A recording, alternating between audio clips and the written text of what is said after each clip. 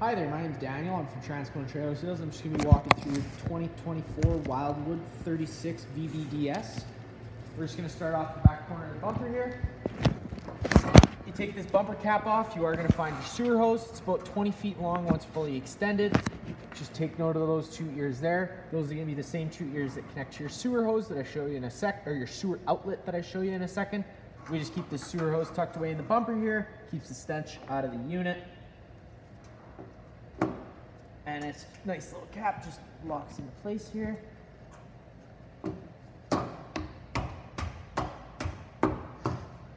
Right next to that, you do have your stabilizer jacks. You are going to find stabilizer jacks in all four corners of the unit. Just taking note of this little safety chain here. This is just in case that for whatever reason this fails, it doesn't fall and drag behind you on the highway for miles and miles. This just kind of locks it, keeps it up. So whenever you do lower these down, just making sure that you're unhooking the safety chain. You're going to use the tool that I'm going to show you in the front compartment, and you're just going to put the socket end on this bolt here, and it'll just lower to the ground. Once it hits the ground, you just give it another maybe 1/8 or 1/4 turn just to snug it up, and it's just going to take any bounce or sway that you have in the unit currently. These right here, you don't need to worry about. They're just to adjust your slide out. A little further down the unit here, you are going to find your cable satellite inlet, as well as your black tank flush and your fresh water or your city water connection. So this right here is just going to be your city water connection with the white cap. So if you get a site with service, you don't want to run your water pump, you can just hook a garden hose right up to here, turn the water on, pressurizes all the lines in the unit. Right next to that is a black tank flush. The way that works is while your sewer's hooked up, your black tank valve is open, you're just going to hook a garden hose up to this end here, turn the water on. What that's going to do is just going to spray the inside of that tank out, getting any debris that's stuck on your probes off, and just maybe cleaning it out, maybe making it that less smellier. And then next to that is your power cord hookup. This is just a standard 30 amp trailer. So the way that works is you just take that ear on the plug and you line it up with the ear on the prong. Line those up, push those in, give it an 1/8 turn to lock it into place, and then you got your threaded collar to really lock it down. If you follow that back, you will find that it is a standard 30 amp plug end. Most campsites should have this, and you'll be able to plug right on in. If they don't have this, we do also include a 15 amp house adapter, so that'll turn your 30 amp plug into a 15 amp plug, and you can plug it into your house. Just keep it in mind, you are only going down to 15 amps of power, so you wouldn't be able to run something like your air conditioner. It's just kind of to run your fridge and your lights maybe, and get your slide outs in and out, and that's about it. You will notice that when you plug this in, you'll get a little blue light. Right next to that is a red light. If you see that red light coming on, that's just telling you that there's some sort of problem with your hookup, and I would just be looking into that. Right below all that is your sewer outlet. If you take this sewer cap, you thread that off, just a little antifreeze. Just take note of the ears on this sewer cap. It's the same ears you found on your sewer hose. They just line up with those notches there. Lock that in, locks into place, and you're hooked up. You do have a gray valve and a black valve. The black valve's obviously for your black tank, which is going to be your dirtiest water, which is filled from your toilets. So you're going to want to empty that first, and then you can just come behind it with the gray valve, which is going to be your shower and sink water, just to rinse out that black water out of the hose a little bit. And then up from there, you do have your low point drains. If you're leaving the unit for a while, you don't want the water inside the lines going stale or stagnant, or you're going to do some sort of maintenance on anything to do with the water system. You are just going to want to turn the water off the unit. You can crack these open. It's just going to drain all the water that's inside the lines at the time. You do have an exterior shower. You're going to get a 751 key, which is a little silver key. It goes into there. You unlock this. It'll pop open. There's going to be an extendable shower hose in there, as well as hot and cold water. A little further down the unit, you do have just another stabilizer jack in the front here. And in the very front of the unit, you will notice right on the frame here, you have what's called a battery disconnect switch.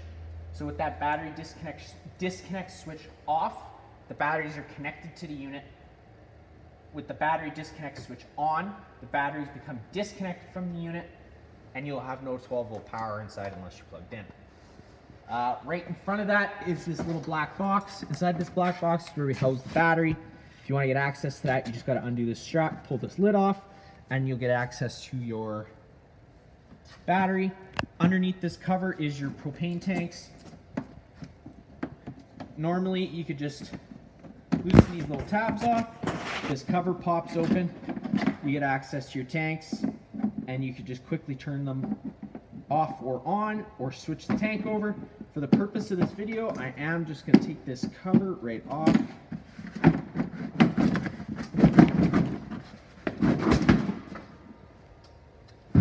You'll notice at the front here, you do just have this regulator in the front, and then you have your 2 propane tanks. So when you get to the unit, just like home, turn these valves on. You're going to get gas, propane flowing to the unit.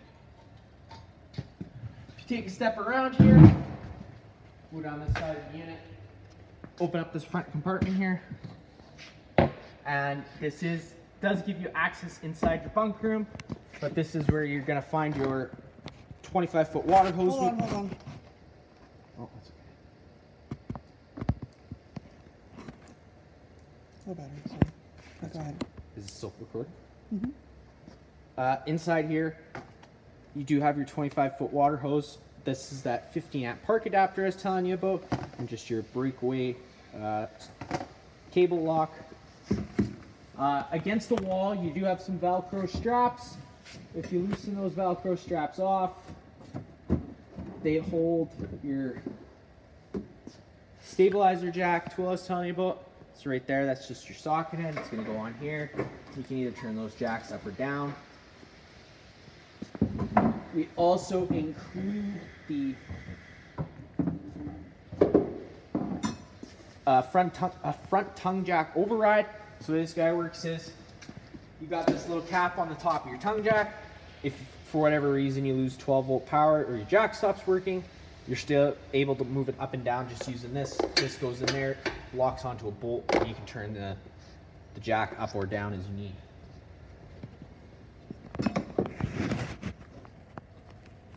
A little further down the unit here is your Suburban Hot Water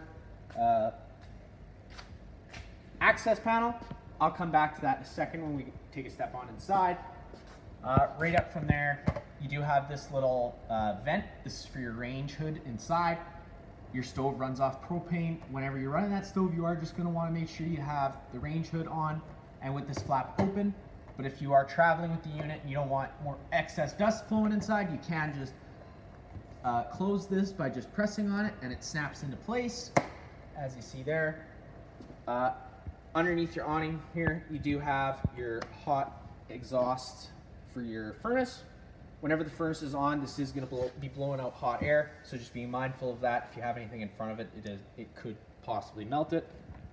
This is your freshwater inlet, so if you want to be drawing off a fresh water tank, you just got to stick hose into here, fill it up. That's what's going to be what your fresh water or your water pump is drawing off of. If you just look down here, you do have this valve. This would just be to empty your fresh water tank. And then right here is just a quick connect for a propane line. So if you have barbecue or whatever you were wanting to run, a grill of some sort, you can just get a quick connect fitting for that device, hook it up into there, and it just draws off of the 2 front propane tanks. You got 2 cable satellite outlets in case you were wanting to run a TV outside, as well as a couple 110 plugs. A little further back here, this is just back to your trailer. It's where you're going to find your spare tire if you ever need it. You're also pre-wired for an observation panel in the back, and you can get an additional Lippert stair system to connect to that mount there to allow you to get up to your roof to access your seals. Inside this door here is the door that you get access to your bedroom. Gives you a second access to fold those stairs down. You just grab the handle in the front, fold those down, and then fold that last step down. If you take a step on inside, the wall here, you just have a light switch that turns the lights on in the bedroom. And you have your slide out switch. Operate that slide out, you just hit that out button. It's going to start making its way out. You're going to know that slide out's fully extended when you hear the whines and the clicking of the motor. When you hear those clicks, just let off the button once you're fully extended.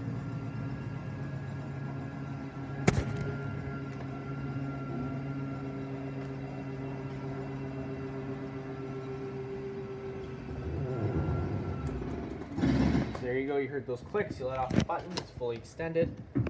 Off on your right hand side here, you just hit this button, you plop this down.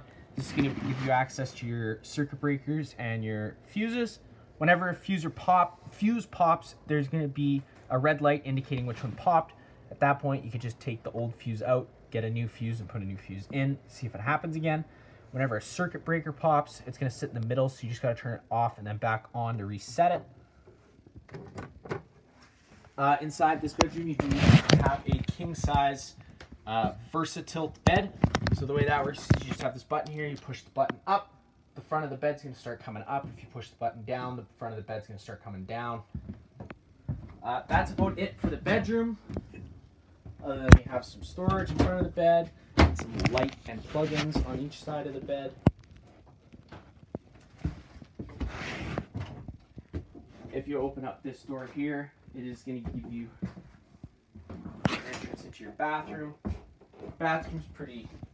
You got your sink with hot and cold water, medicine cabinet, shower, toilet with your flusher on your right. I will mention that inside this cabinet here, if you just open this up, you got 2 screws on each side of this little false door. That false door will pop open. It's going to give you access to your water pump. If you were to want to winterize the unit yourself, that's where you get access to it, is inside there.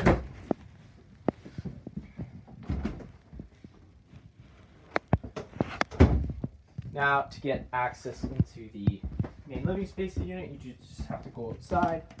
When the slide out's closed, and you will come to the main patio door entrance. You do have a assist handle here. The way that works is you just push it up, fold it 90 degrees, it locks into place. Screen door slides open. Your steps, same way the other ones work. You just pull that handle, pull the first step down, and fold the last step down. This door opens up, and you can hop on inside. All of the lights inside the main living space do turn on just with this one dimmer switch. It is a dimmer switch, so if you hold it, the lights will go dark or light to dim. If you want to turn them off, you just hit the dimmer once and you can turn them back on. They are also individually controlled by a center push button, so you could turn them on and off individually as you want as well. Right here is your monitor panel. You got 2 light switches. The one on the left does the exterior awning LED light, and the one on the right just does an accent light above the slide out. To get that slide out, it's going to work the same way it did in the front. You just hit that button out. Slide out's going to start making its way out.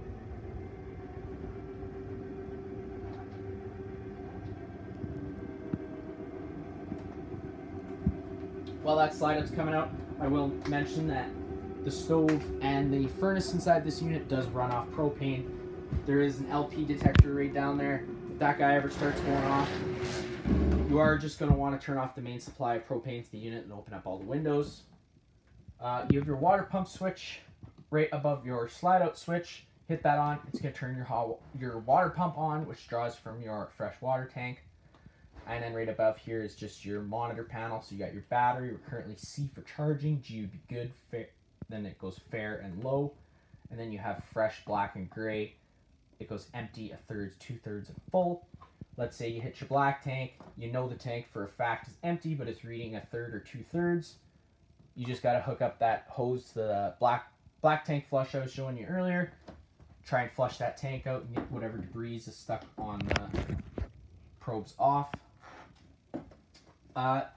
Inside this unit here, we do have a new system, the Suburban hot water system.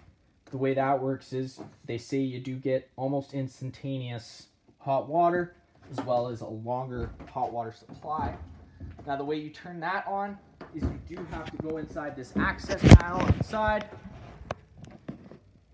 turn this switch on, it's going to turn on that panel inside, and at that point you just got to turn it on, and you can adjust the temperature up and down with these buttons, and you can change the temperature reading just with the Celsius and the Fahrenheit buttons.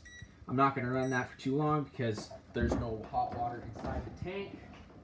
With that being said, before you ever do fire this up, you are just going to want to give this pressure relief valve a pull and see that shot of water come out. There isn't going to be any water inside this one because it's winterized. Close that up. Once we're inside, this is the entertainment area here. You do have a TV backer on the wall, so if you were wanting to mount a TV on the wall, you could do so right here. You are pre-wired for Wi-Fi. Down below in here is your cable satellite outlets, and right next to that is your this little back button. That's just going to turn the antenna on the roof on. I typically leave it on all the time because it greatly improves radio frequency, so I just typically leave that on all the time. But if you don't want it on, you can just push that button and turn it back off. You got your stereo here. That's going to be just like home, minus the fact that you have zone 1 and zone 2. Zone 1 is going to be your interior speakers. Zone 2 is going to be your exterior speakers. And then you do have your fireplace. You got your button on the far right to turn it on, power button. Right next to that, you get your flame color. You can change the different flame colors. And then next to the flame color button is your rock light color. Just turn that to where you would want it. And then next to that is just how you would turn it from low and high heat. So on low, it's going to be obviously blowing less hot air than it would on high. And then just next to that, you do have a timer option. You can change it from anywhere from 30 minutes to 9 hours. Once that time is reached, it's going to turn itself off automatically. Inside the bunkhouse here, your light switch for inside there is just on your left. Turn that on. You do have a sliding door for in here. Just always keep it in mind, if you ever go traveling, you are just going to want to always turn that travel latch on. That way it doesn't go sliding around. Great.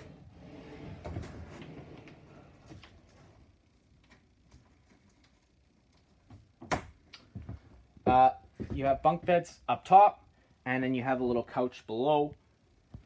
Now you can lift these bunks up, and there's like a chalkboard surface underneath them, and you can use this as kind of like a multi-purpose room. And you can even turn this little couch space. You could turn this little couch space into a bed. If you turn it into a bed, you just got to grab the foot of the cushion, fold it out. It's going to turn itself into a bed at that point. But it is multi-purpose, so you could have it as a couch as well. Just whenever you are bringing these bunk beds down, just keep a note there is instructions on them. So this is going to be the first bunk down, last bunk up. They are on assist struts, so it's a little easier. You do get USB ports on each side of the top bunk beds, as well as these nice little for storage. There is a fire exit in here. The way that works, you just grab this little tab, pull it, this screen's going to pop on out. Take this handle, push it, and you're going to be able to hop on out once that screen's out. Just to lock it in place is as simple as that. Inside the dinette area, you do have the option of having the long couch with the nice little extended seating area, or you can take these two middle cushions out, throw them off to the side, and you take this, spin it around, and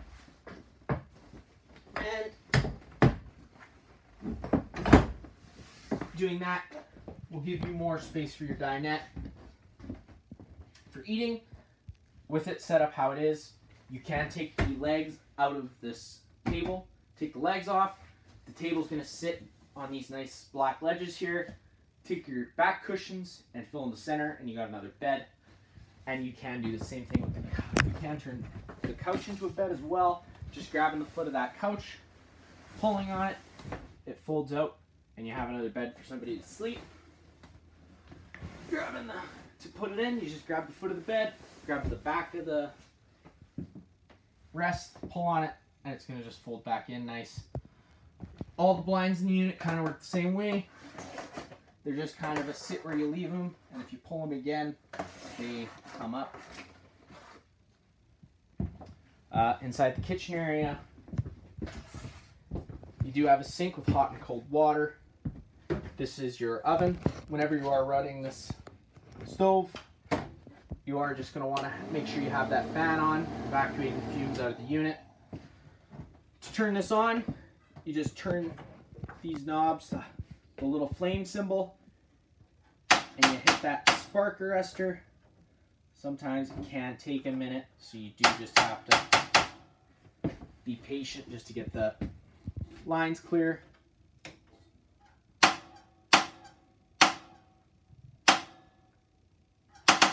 Let me just go double check for a second. I turn the propane on in the front.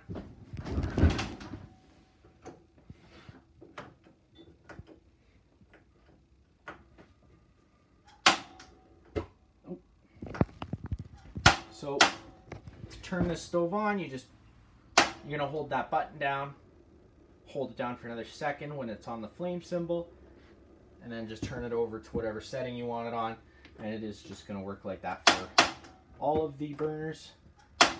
You're gonna have to hold it down just to prime it, and then it'll hold its own once it's been lit for a minute.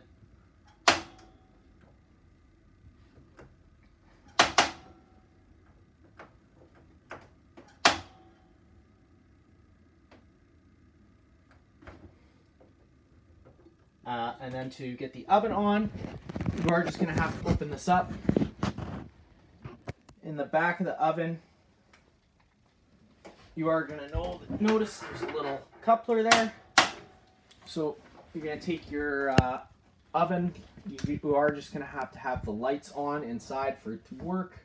You're going to turn it up onto that pilot option. Hold that in. Hold it in for a second. Hit it with the sparker. And the same thing with the stove. It will take a second for it to light because it just has to clear the air out of the lines. But once that air is clear, it will light.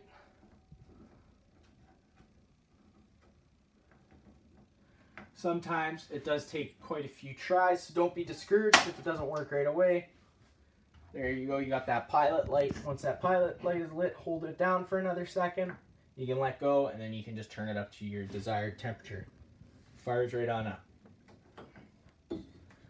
Just always making sure you turn that off whenever you're done with it.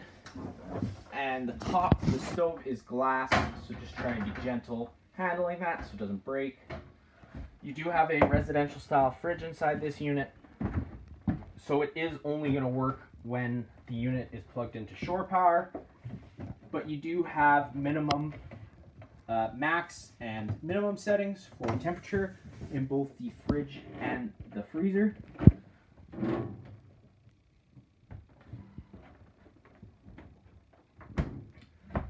I'm going to go over the AC in a second here, or the thermostat.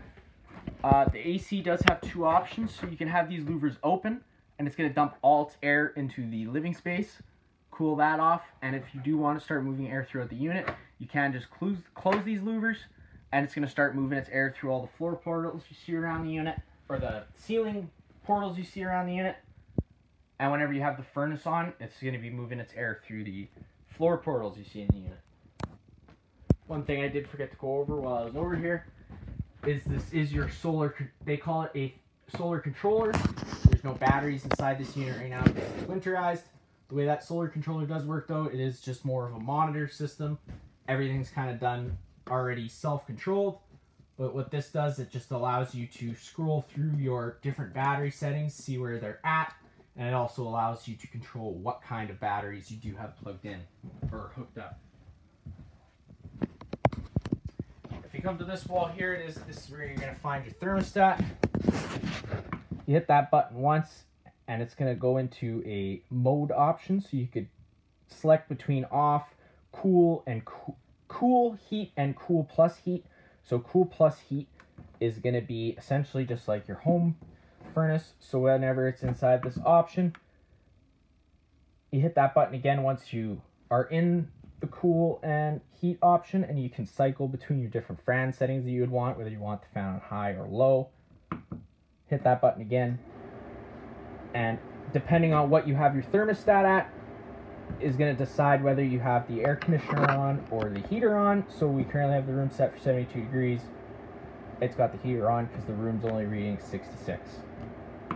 To turn that off, you are just going to hit that button again and go to off, and you click OK, OK, and now it is just going to turn everything off, minus whenever the furnace runs.